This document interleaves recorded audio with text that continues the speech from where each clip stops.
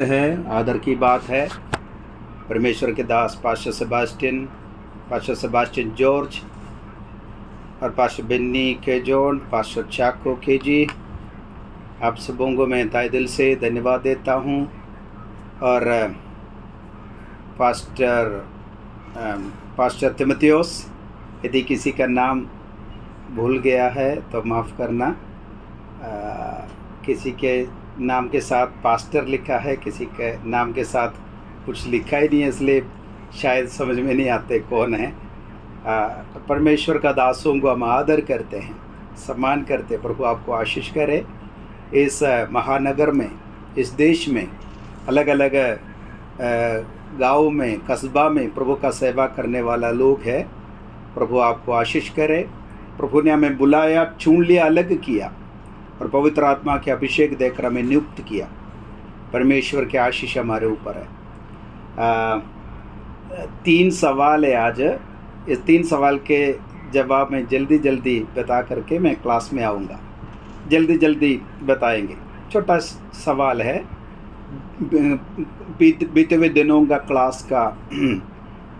Class से आया हुआ कुछ निकल कर आए कुछ सवाल है।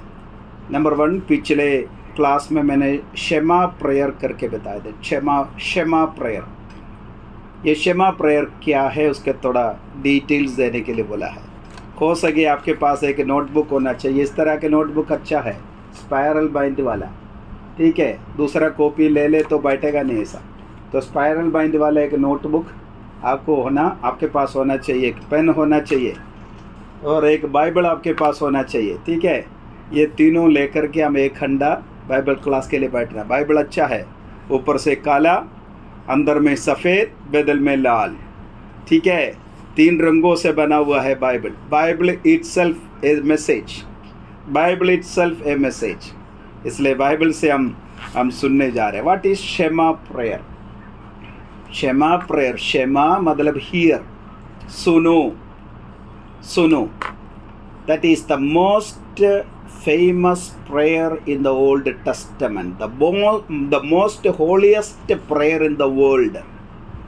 यहूदियों के बीच में, इब्रानियों के बीच में, जो ज्यूस है, परमेश्वर का लोग, पुराना नियम का लोग, उन्होंने जो द मोस्ट होलिएस्ट प्रेयर करके ये प्रेयर को मानता है। और उन्होंने सेवगाई के आरंभ में, सवेरे का प्रार्थना में, मॉर्निंग प्रेयर, षट्चारित प्रेयर बोलता है उसको, षट्चारित प्रेयर, मॉर्निंग प्रेयर। और इवनिंग प्रेयर मारीव प्रेयर बोलता है, मारीव प्रेयर, इवनिंग प्रेयर में। और साबत में, छुट्टी के दिन में, यदि कोई डेथ बेड में है, मरने के समय पर, तोरा संदूक के अंदर से बाहर निकाल देते हैं उस समय। और अन्य विशेष दिनों में और यहूदियों का कोर्ट में, इस तरह 9 जगह में ये जो प्रार्थना है मिलकर प्रार्थना करता है। The most holiest prayer in the world.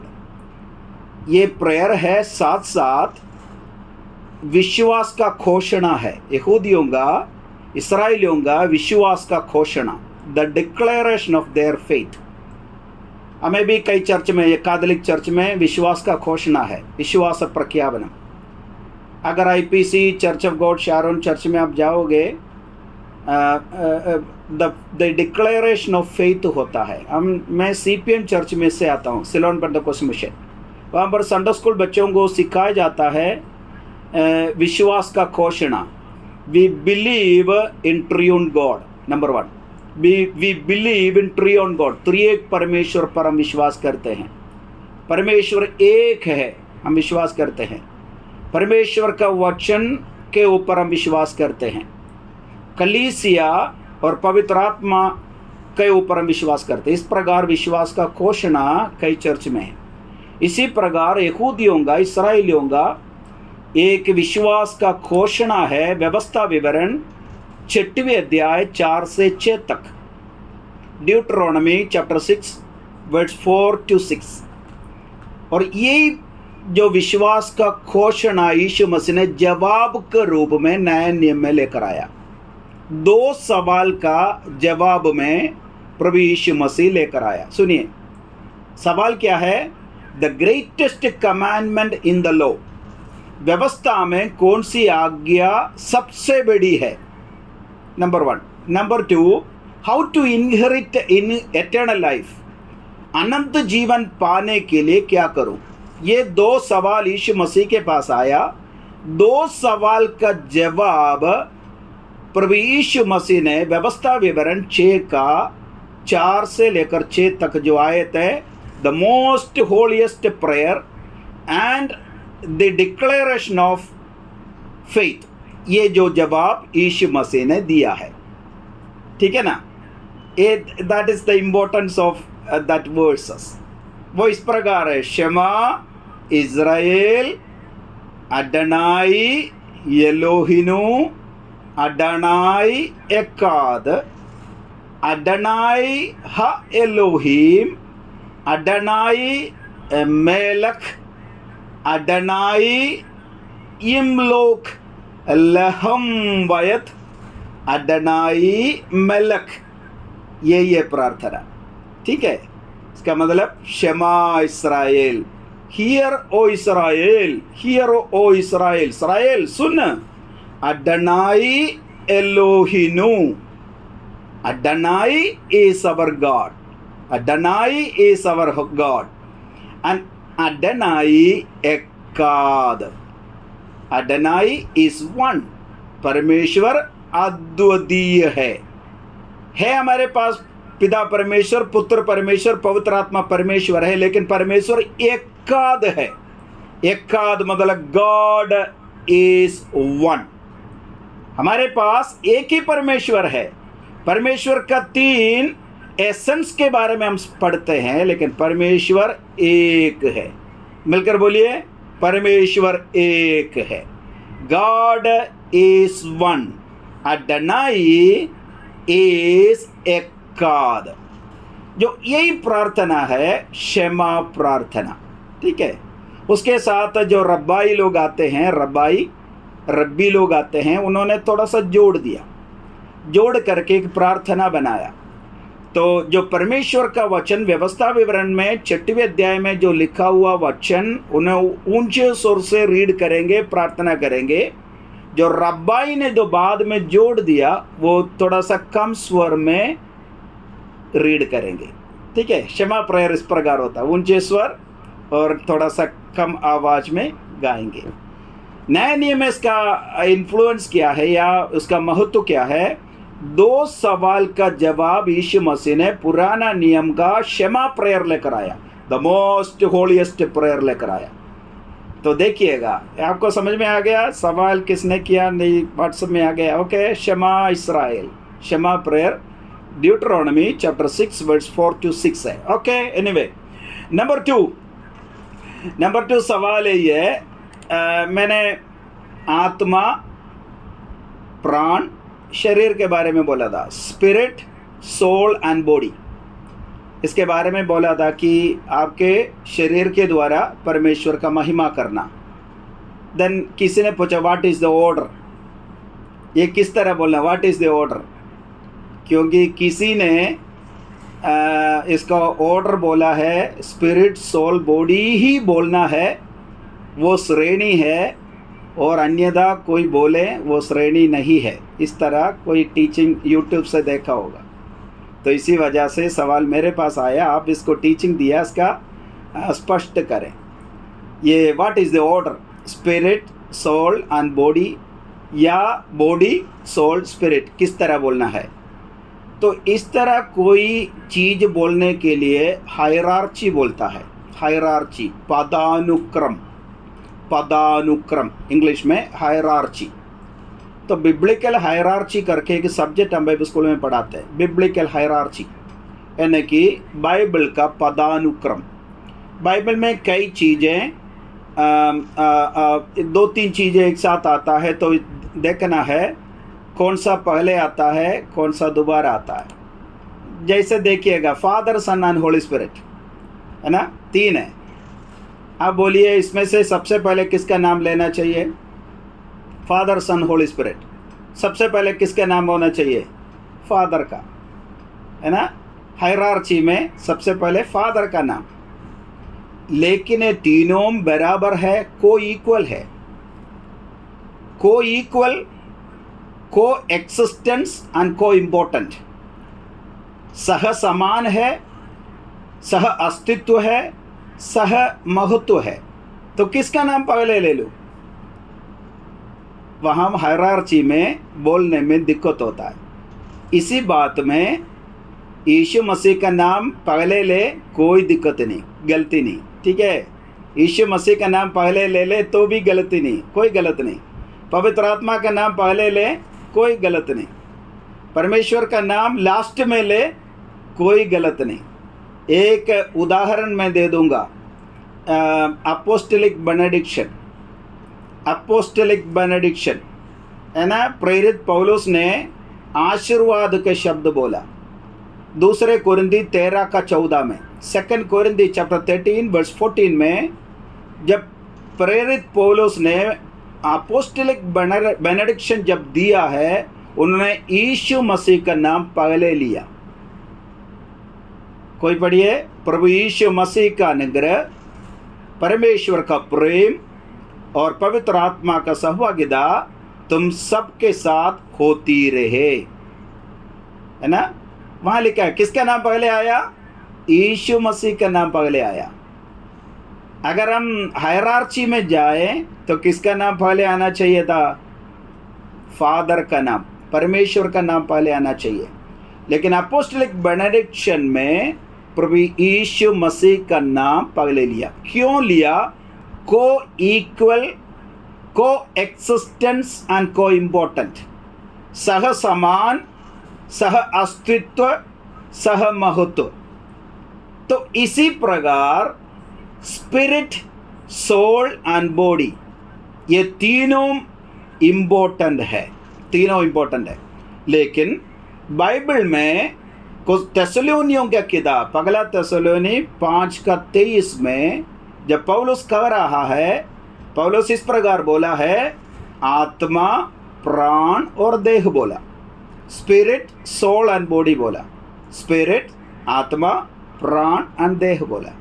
कोई बात नहीं, वो क्योंकि पौलुस एक यूनानी भाषा बोलने वाला है, लेकिन उनका mind set Hebrew mind set है, माइंड सेट है। इसलिए उन्होंने आत्मा को पगला बोला है, आत्मा को। लेकिन बाइबल में जो, मैं आपको बाइबल अध्ययन करने वालों को एक बात बताता हूँ, बाइबल अध्ययन करने वाले, थोड़ा गहरा बात है, थोड़ा सुनिए। यहाँ पर पगला तेसलोनी 5:23 में इंग्लिश में ऐसा नहीं लिखा है। हिंदी में आप तर्जमा रीड करते हैं, आत्मा, प्राण और देह आप रीड करते हैं। इंग्लिश में ऐसा नहीं लिखा है। इंग्लिश में क्या लिखा है? इंग्लिश में रीड करें तो पता चलेगा। 1 Thessalonians 5:23 में लिखा है, may your whole spirit. Whole spirit का तर्जमा नहीं किया गया। होल स्पिरिट क्या तर्जमा किया है? ओनली स्पिरिट तर्जमा किया, ठीक है ना? होल स्पिरिट तर्जमा नहीं किया। इंग्लिश में सही है, हिंदी में गलत है। पत्थर नहीं मारना, ठीक है? गाली नहीं देना गुस्सा नहीं होना, अच्छी बात है। ये जो जूम में मीटिंग में आ गया, इसलिए आप कोई मुझे मारेगा नहीं। आप इंग्लिश में रीड करिए, वहां पर लिखा था होल स्पिरिट, लिखा था whole spirit, the entire spirit लिखा है। उसका तर्जमा हिंदी में आधा लिखा है, हिंदी में इतना लिखा है, आत्मा। क्यों ऐसा लिखा है? क्यों ऐसा लिखा है? द होल स्पिरिट मतलब एक व्यक्ति में दो तरह की आत्मा है। नफेश शब्द सीखना होगा उसके लिए। नफेश, नफेश का मतलब सांस, आत्म के नथनों में सांस फूका। उसमें 5 चीज़ें हैं, 5 चीज़ें। मैंने एक बार पावर पॉइंट प्रेजेंटेशन में आपको दिखाए थे। 5 चीज़ें हैं। वो सारी 5 चीज़ों को मिलाकर नफेश बोलता है। लेकिन हिंदी तर्जमा में आत्मा ही बोल सकता है, लेकिन इंग्लिश में होल स्पिरिट। वैसे ही एक व्यक्ति में दो आत्मा है, ठीक है, वैसे ही एक व्यक्ति में दो आत्मा है। किसी विश्वासी में तीन आत्मा भी है।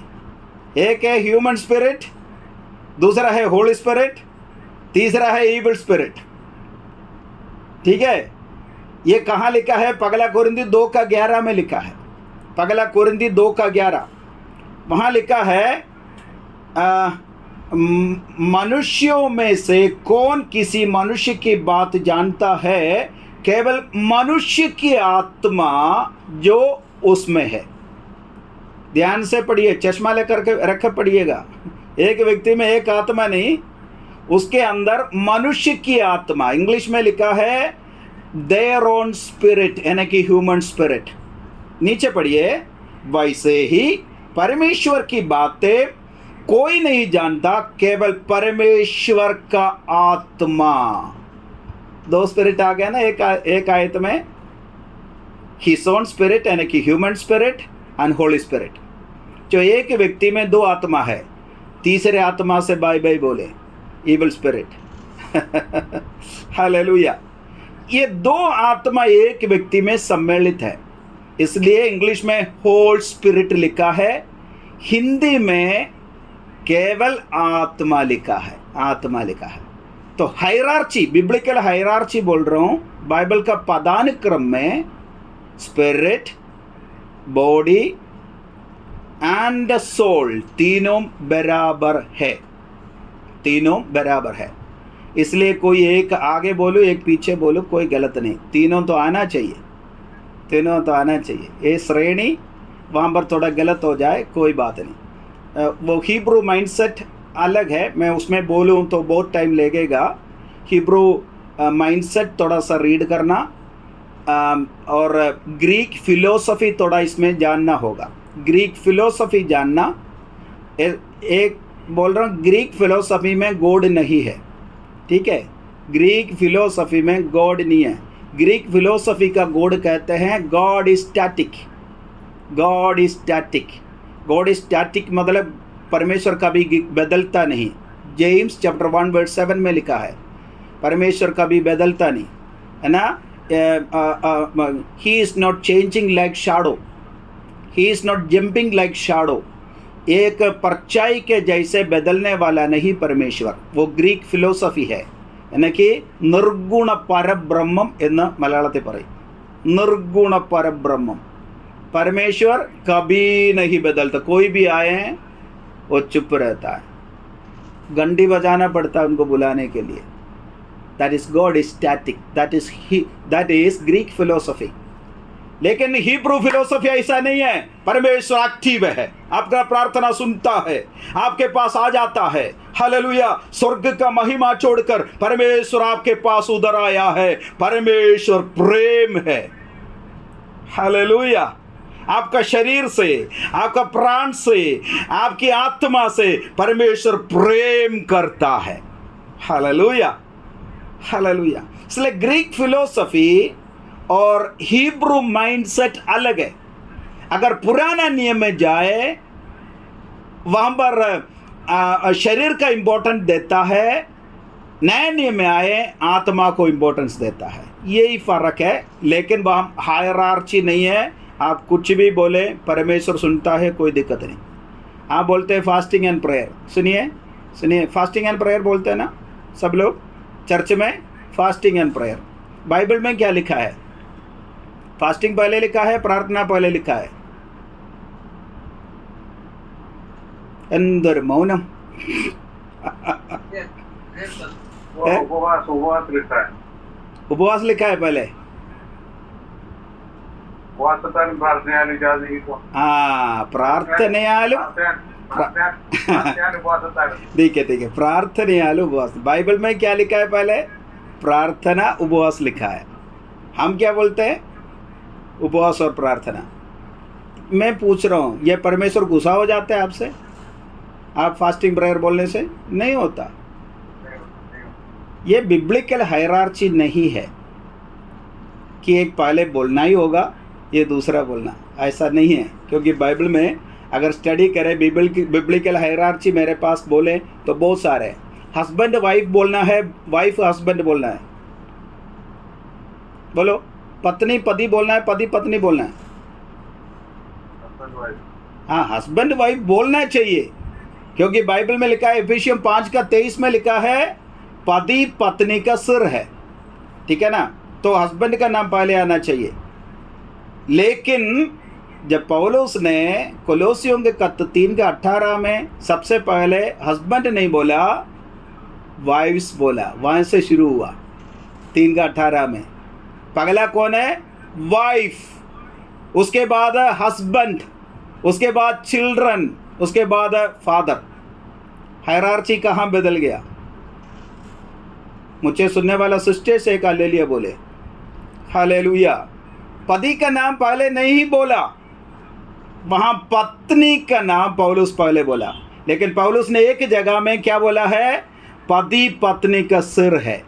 पति पत्नी का सिर है करके बोलने के बाद कोलोसियों की पत्री 3 अध्याय में जब आए, पति का नाम पहले नहीं लिया, पत्नी का नाम पहले लिया। हे पत्नियों, हालेलुया, हे पत्नियों।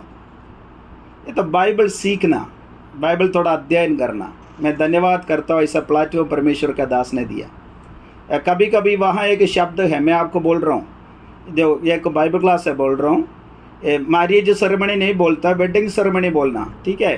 कभी मैरिज उनका लाइफ है। कभी कई लोग बोलते हैं मेरा मैरिज में आना मैं मैरिज में किसी को नहीं बुलाना मैरिज पति पत्नी का लाइफ है मैरिज, ठीक है।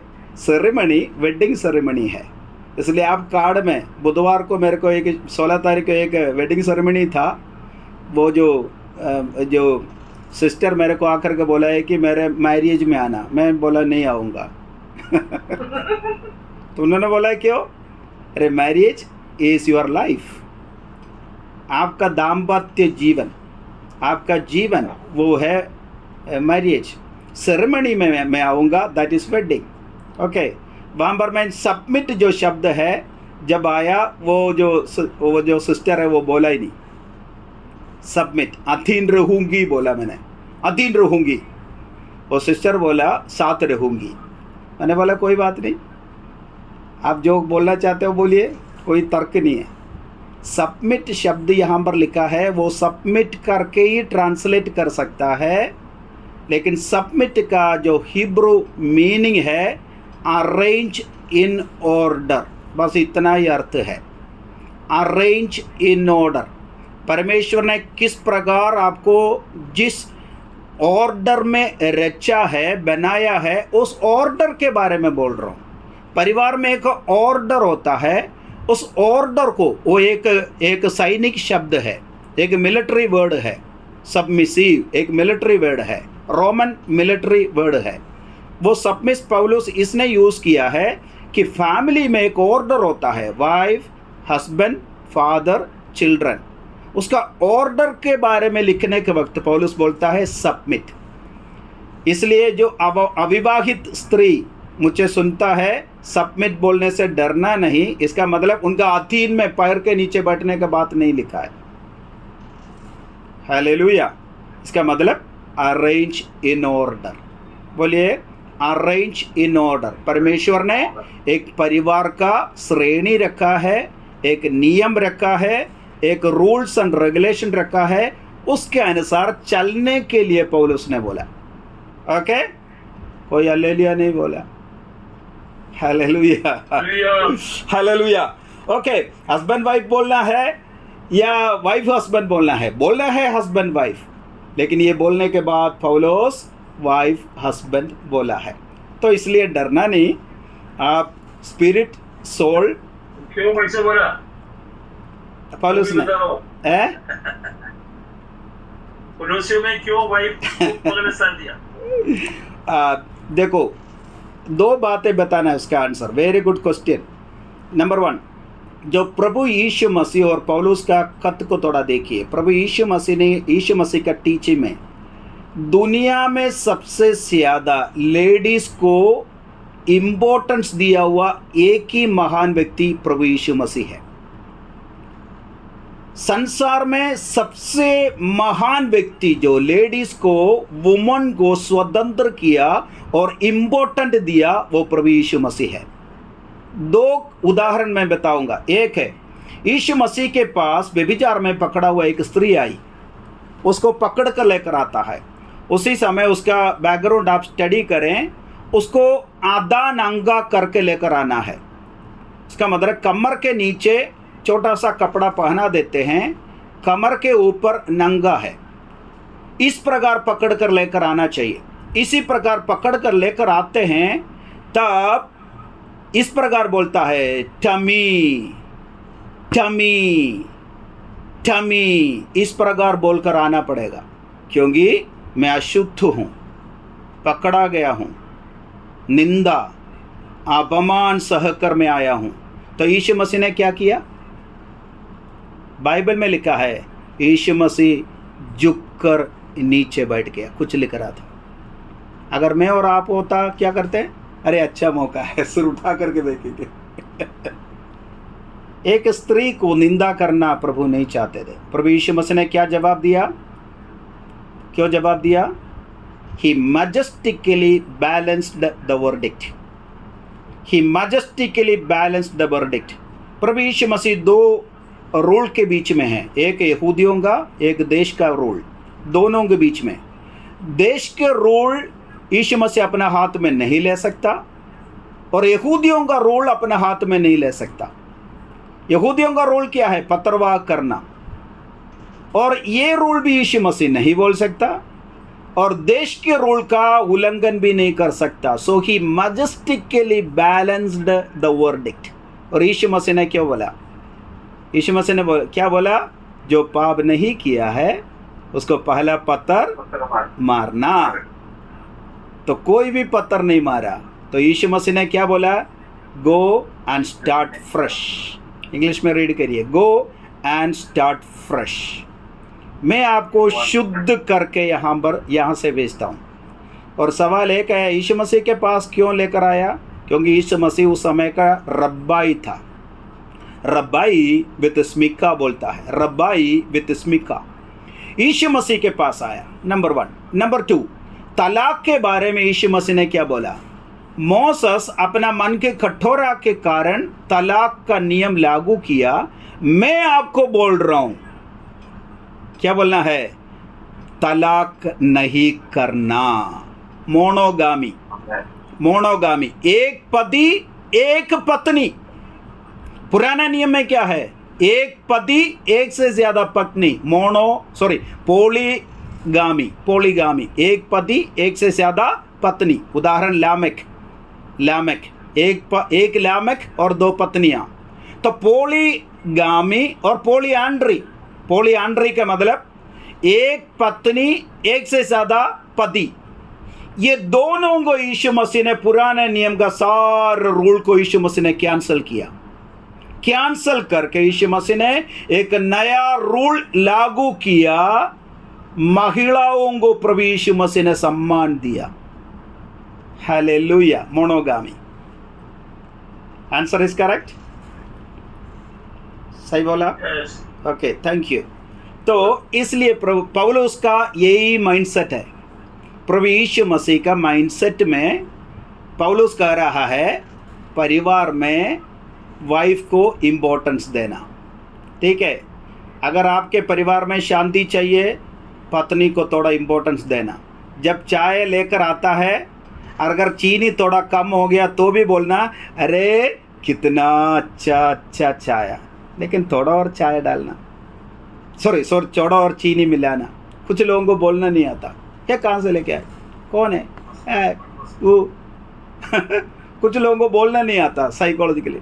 थोड़ा बोलो, अच्छा चाय, मैं आपके चाय के लिए सुबह बेड से उठकर आया हूँ, अच्छा चाय। तो कल के दिन के लिए दूसरे दिन आपको बॉर्नविटा मिलेगा। अगर शिकायत करें, बॉर्नविटा के जगह में ब्लैक कॉफ़ी भी नहीं मिलेगा। तो घर में अगर शांति मिलना है तो पत्नी को थोड़ा सा इम्पोर्टेंस दे देना। आज से थोड़ा प्रैक्टिस करके देखें, मेरे दवाई आपके लिए आशीष के कारण होगा। पास्टर साहब जी जरूर मिलेगा सुन लिया? जी, ओके और दिन से जरूर मिलेगा। Okay, biblical hierarchy.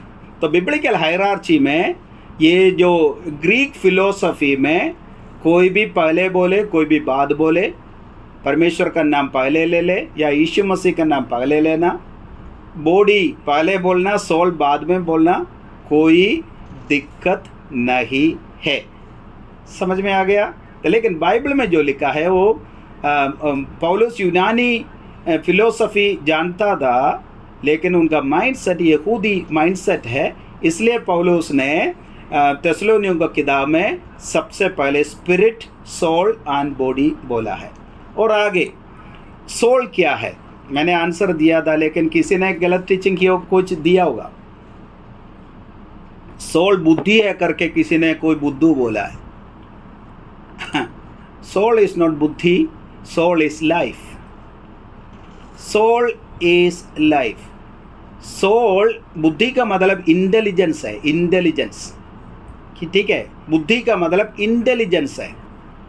तो बुद्धि, सोल बुद्धि नहीं है, सोल प्राण है, सोल लाइफ है। मैंने बाइबल से आयत रीड किया था, एक बार और रीड करें। Leviticus chapter 17 verse 11। हम बाइबल के आधार पर बात करेंगे। लेविटिकस चैप्टर 17 का 11 में लिखा है, the soul of the flesh is in the blood. The soul of the flesh is in the blood. शरीर का प्राण रक्त में है।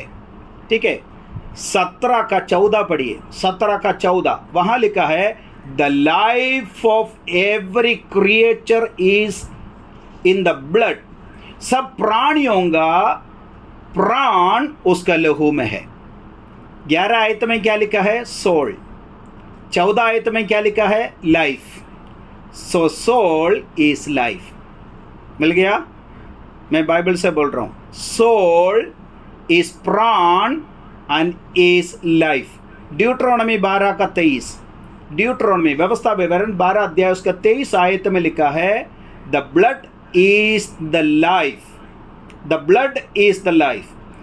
यहाँ पर लेविया व्यवस्था 17 अध्याय, ड्यूट्रोनॉमी 12 अध्याय में एनिमल के बारे में, जो मांस के बारे में लिखा है, जो खाने वाला वस्तु के बारे में वहाँ पर लिखा है। तो ये कहते हैं, मोसेस को परमेश्वर ने बोला है, एवरी क्रिएचर हैज सोल। ठीक है ना? 17 का ड्यूट्रोनॉमी लेविटिकस 17 का 14 में, लेविया व्यवस्था 17 का 14 में परमेश्वर कहता है, हर प्राणी में लहू है, हर प्राणी में लहू है, सोल है। हर प्राणी में सोल है। लेकिन हर प्राण का परिभाषा अगर बुद्धि बोले तो इस प्रकार बोलना पड़ेगा, हर प्राणी में बुद्धि है। गलत हो गया ना? हर प्राणी में बुद्धि नहीं है। हर प्राणी में प्राण है, लेकिन हर प्राणी में बुद्धि नहीं है। अगर बुद्धि होता तो कौवा मेरे जैसे कल कोठी बनाएगा, कुत्ता आपको छोड़कर चले जाएगा। कुत्ता बिल्ली आपके साथ कल से नहीं रहेगा अगर बुद्धि होता। हेलो, अगर कुत्ता को बोलने का अनुमति दे, सबसे पहले गाली आपको दे देंगे। बिल्ली को, गाय को, भैंस को बोलने का अनुमति दे, बुद्धि दे, तो सबसे पहले गाली किसको देगा? इंडिया के अंदर किसी को जीने नहीं देगा ये जानवर। उनको बुद्धि नहीं है, उनको प्राण है, उनको लाइफ है। ठीक है, गूगल क्रोम से कोई वचन लेकर के प्रचार ना करना। ठीक है, परमेश्वर के वचन के आधार पर प्रचार करना। तो इसलिए सोल इज प्राण and soul is life. Soul is not बुद्धि, इट इज नॉट इंटेलिजेंस। बुद्धि का इंग्लिश क्या है? इंटेलिजेंस है। इसलिए पशु पक्षियों में इंटेलिजेंस नहीं है। ठीक है, उनको बुद्धि नहीं है, लेकिन उसको प्राण है। हर क्रिएचर में प्राण है। ये कहाँ है कि 17 का 14 में लिखा है हर जीव जंतुओं में प्राण है, इसका मतलब लाइफ है। तो सोल का मतलब बुद्धि नहीं है। तो कभी कभी हम समझते हैं, हम टीचिंग में कभी बोलता है he who knows not and knows not that he knows not, he is a fool। क्या बोला? he who knows not and knows not that he knows not is a fool। എന്താ പറയുന്നെന്ന് അവർക്ക് തന്നെ അറിയത്തില്ല എന്താ പറയുന്നെന്ന്। कभी कभी बाइबल के आधार पर हम थोड़ा सा ध्यान देना, हालेलुया, ध्यान देना, क्योंकि परमेश्वर का वचन खरा है, परमेश्वर का वचन शुद्ध है। और हम आगे बढ़ेंगे। मैं आज थोड़ा 5 मिनट और है, हृदय के बारे में बोला था। हृदय सबसे पहले बोला है हृदय के द्वारा परमेश्वर का आदर करना। परमेश्वर का हृदय परमेश्वर का वचन है। मैंने आपको स्थापित किया था, याद है? लव, बोलिए लव ना। तोरा मतलब परमेश्वर का 5 ग्रंथ, मोसेस के द्वारा लिखा हुआ 5 ग्रंथ। उसका पगला अक्षर बेट, आखिरी अक्षर लैम्बड, ये दोनों ले लव मिलेगा। लव का मतलब है हृदय, heart. The heart of God is the word of God. The heart of God is the word of God. Power point presentation में पहले देखा था आपने, आप लोग देखा था? मैं एक बार और दिखाऊं या नहीं चाहिए? ओके, लव का मतलब हार्ट। आपको परमेश्वर का हार्ट देखना है, परमेश्वर का वचन है। आपके बारे में परमेश्वर का मन में क्या है देखना चाहते हैं, परमेश्वर का वचन मेडिटेट करें, प्रार्थना करें, परमेश्वर का वचन रीड करें, तो क्या होगा? परमेश्वर का मन आपको पता चलेगा। तो इसलिए हृदय के द्वारा परमेश्वर का महिमा करना, ये 2 चीज़ें एक साथ चलता है, हार्ट एंड माइंड, है ना। ये भी थोड़ा सा बयान की ज़रूरत है, थोड़ा सा डिटेल बोले कि तभी समझ में आएगा। हार्ट एंड माइंड एक साथ चलता है ना। इस तरह बाइबल में कई चीज़ें, सुनिए, एक साथ चलता है। सोल एंड स्पिरिट एक साथ चलता है, soul and spirit, flesh and blood, मांस और शरीर, है ना, हार्ट एंड माइंड। इस तरह कुछ चीज़ें बाइबल में एक साथ चलता है। इस तरह जो लिखने के लिए कहते हैं प्लेटोनिक डुअलिज्म। प्लेटोनिक डुअलिज्म से पौलुस के मन में जो डुअल प्रिंसिपल आ गया है, डुअल प्रिंसिपल। तो शरीर के बारे में जब कभी कुछ बोलता है पौलुस डुअल प्रिंसिपल इस्तेमाल किया, ठीक है। Soul and spirit, flesh and blood, heart and mind, ये कहाँ से आया? Platonic dualism. प्लेटोनिक डुअलिज्म को खंडन करने के लिए उस समय का रीति रिवाज और परंपरा और उस समय का शास्त्र को खंडन करने के लिए पौलुस ने इस डुअल प्रिंसिपल को नया नियम में बताया गया है। हालेलुया। तो हार्ट क्या है? हार्ट एक शरीर का अंग है, लेकिन माइंड क्या है? माइंड सोचना, इमोशंस, विल, इस प्रकार माइंड को बोलता। कभी उसको अलग नहीं कर सकता, कभी अलग नहीं कर सकता। हार्ट एंड माइंड को कभी अलग नहीं कर सकता। जो अलग नहीं कर सकता उसके लिए उसको बोलता है क्या है? सायामिस। आपने बोला सायामिस ट्विंस सुना है?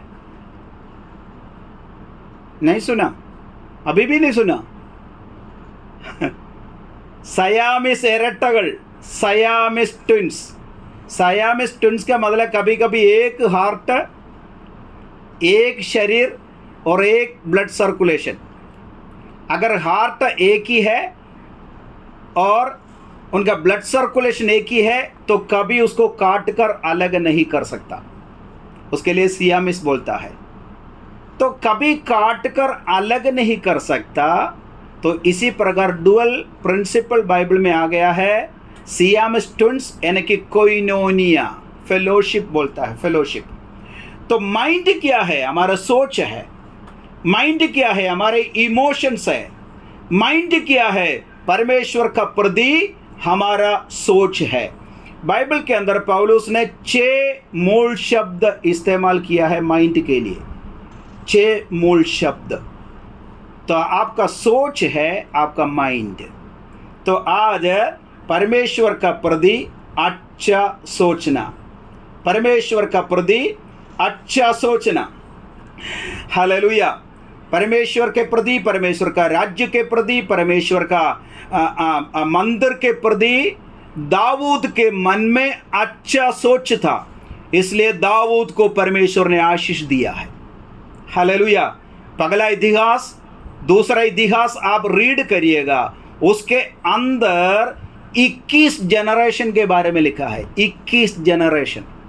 पगला इतिहास, दूसरा इतिहास में 21 पीढ़ियों के बारे में लिखा है, लेकिन शाऊल के बारे में एक पीढ़ी के बारे में भी पगला इतिहास, दूसरा इतिहास में नहीं लिखा है। और दाऊद ने एक बार पूछा, दूसरा इतिहास 9:1 में दाऊद ने पूछा, अगर शाऊल के घराने में कोई अब तक बच्चा है, एक बच्चा है, तो आगे आ जाओ, मैं उसका सम्मान करूंगा, उसका रक्षा करूंगा। 2 जन आगे आए सिर्फ, सीबा और योनाथान, है ना, सीबा और योनाथान दोनों आ गया। क्या 40 साल सत्ता में रहा, 40 साल देश में शासन किया और परमेश्वर का अभिषिक्त दास था, उनका पीढ़ी कहां चला गया? शाऊल का पीढ़ी 40 साल राजा बनकर कर रहा, उनका पीढ़ी कहां चला गया? पता नहीं। लेकिन दाऊद उसी प्रकार सत्ता में रहा। क्यों? उनका दोनों को सोच का डिफरेंट है, उनका माइंडसेट का डिफरेंस है। और शाऊल कभी परमेश्वर का प्रति, परमेश्वर का संदूक का प्रति कोई ध्यान नहीं दिया। लेकिन दाऊद ने क्या किया? मैं राजमहल में रहता हूँ, पैलेस में रहता हूँ, परमेश्वर का संदूक टेंट के अंदर, तंबू के अंदर रखा है, मैं कैसे सोऊं? सुनिए, मैं कैसे सोऊं? मेरे को नींद नहीं आ रहे हैं, मैं नहीं सोऊंगा, मैं खाट पर चढ़कर नहीं सोऊंगा। बस नाथान नबी आकर के, भविष्यद्वक्ता आकर के दाऊद को बोला, दाऊद मैं तुम्हें आशीष दूंगा, हालेलुया। तेरे वंश, तेरे राजगद्दी, तेरे पीढ़ी, ये तीनों चीज मेरे सामने आशीषित होंगे, हालेलुया। तेरे वंश, तेरे पीढ़ी, तेरे राजगद्दी हमेशा मेरे सन्मुख में आशीषित होंगे। इसलिए पगला इतिहास और दूसरे इतिहास के किताब में दाऊद का 21 जनरेशन के बारे में लिखा है, बल्कि शाऊल का एक पीढ़ी के बारे में भी नहीं लिखा है। तो आपका माइंडसेट परमेश्वर के प्रति अच्छा होना चाहिए, परमेश्वर का राज्य के प्रति। आपका हार्ट किस प्रकार है? सुनिए, आपका हार्ट, आपका थिंकिंग, आपका इमोशन, आपका विल परमेश्वर का राज्य के प्रति, परमेश्वर के सेवा के प्रति, परमेश्वर के चर्च के, उस चर्च के प्रति, परमेश्वर ने आपको दिया हुआ आत्मिक आशीषों के प्रति आपका हृदय, आपका माइंड यदि अच्छा है, मैं आज गारंटी देता हूं परमेश्वर का वचन की ओर से आप जरूर आशीषित होंगे, हालेलुया। तो माइंडसेट बदलना, हालेलुया। एक छोटा बच्चा एक बैलून खरीदने गया। अभी सुनिए, सब लोग सुनिए, अभी चाय नहीं पीना, अभी किचन में जाना नहीं, टाइम नहीं हुआ, 2 मिनट और है, ठीक है, 5 मिनट और है। बैलून लेने गया, एक छोटा बच्चा बैलून लेने गया और बच्चा ने एक पीला रंग का बैलून खरीदने के बाद वापस मोड़ करके देखा, जो बैलून सेल करने के लिए, खुबारा सेल करने के लिए जो अंकल ने जो 4-5 बैलून उठा करके उसके अंदर हीलियम रख करके उठा कर रखा है, उसमें पीला नहीं था, हरा है, सफ़ेद है, लाल है, ऑरेंज है, कई रंग का बैलून ऊपर उठा कर रखा है, पीला कलर का बैलून उसमें नहीं था।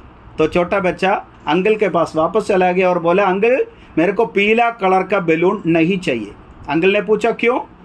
ये बैलून खरीदने से बैलून मेरे को उठा नहीं सकता, समझ रहे? मतलब मैं उसके अंदर हवा भरने से नहीं उठेगा।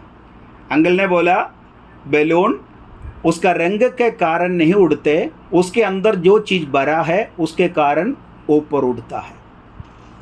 बैलून रंग के कारण नहीं उड़ता, उसके अंदर जो चीज़ भरा है उसके कारण ऊपर उड़ता है। मैं आपको बोलना चाहता हूँ, आपको आशीष देने का रीज़न क्या है? आपका बैकग्राउंड नहीं, आपके एजुकेशन नहीं, आपके कोई सर्टिफिकेट नहीं। जो चीज़ अंदर भरा है उसके कारण आप आगे बढ़ेंगे। हालेलुया, उसके कारण आप आगे बढ़ेंगे। इसलिए आपका मनों में परमेश्वर का वचन, आपके मन में अच्छा थिंकिंग, आपका मन में अच्छा इमोशन परमेश्वर का राज्य के प्रति, कलीसिया के प्रति, हालेलुया, आत्मिक बातों में आपका हृदयों को भर दे, आप आगे बढ़ेंगे। प्रार्थना करें, आंखों को बंद करें 1 मिनट, सब आंखों को बंद करें। 1 मिनट में प्रार्थना करूंगा। आपका थिंकिंग अच्छे हो जाए, आपका मन अच्छे हो जाए, आपका हार्ट अच्छे हो जाए परमेश्वर के प्रति, परमेश्वर का राज्य के प्रति। आपका थिंकिंग यदि अच्छा है, जैसे दाऊद को प्रभु ने आशीष किया, वैसे प्रभु हमें भी आशीष करे। खुदा यीशु नासरी के नाम में जितने लोग वचन सुना है सबों को आशीष और बरकत देता हूँ। प्रार्थना सुना, धन्यवाद प्रभु यीशु नासरी के नाम में, आमेन Amen. Amen. Praise the Lord. Thank you. Thank you, Pastor. Praise the Lord. Hallelujah.